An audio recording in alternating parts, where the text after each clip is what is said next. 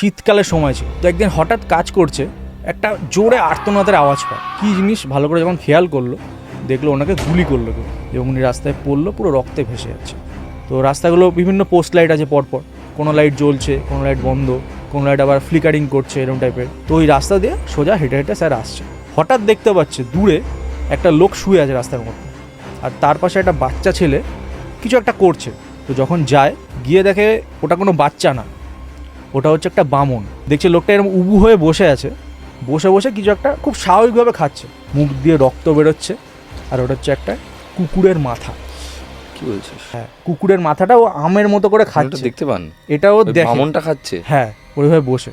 এবার ওইটা দেখে প্রথম ভয়ের থেকে ঘৃণা আসে, বমি পায়। তারপর যখন আলোটা পায়ের দিকে দেখে যে ব্যাগটা পড়ে গেছে, ব্যাগের মধ্যে আরও অনেক মাথা আছে, কুকুরের মাথা। তো ওইখানে তখনই স্যার ওখানে বমি করা শুরু করে, বমি করতে করতে বাইরে আসে, যে কি করছেন আপনি, সব জোরে চিল্লায়। লোকটা তখন হাসছে, হি হি করে হাসছে, আর দাঁত দিয়ে রক্ত বেরোচ্ছে ওই সময়টা, মানে ওই যেটা খাচ্ছিল কুকুরের মাথাটা, ওইভাবে রক্ত বেরোচ্ছে। বাইরে দৌড়ে বেরিয়ে আসে স্যার, এসে দেখে যে লোকটা শুয়েছিল রাস্তার মধ্যে, ওই লোকটা তখন নেই। স্যার আর অত কিছু ভাবার দরকার নেই, ওখান থেকে দৌড়ে চলে আসে।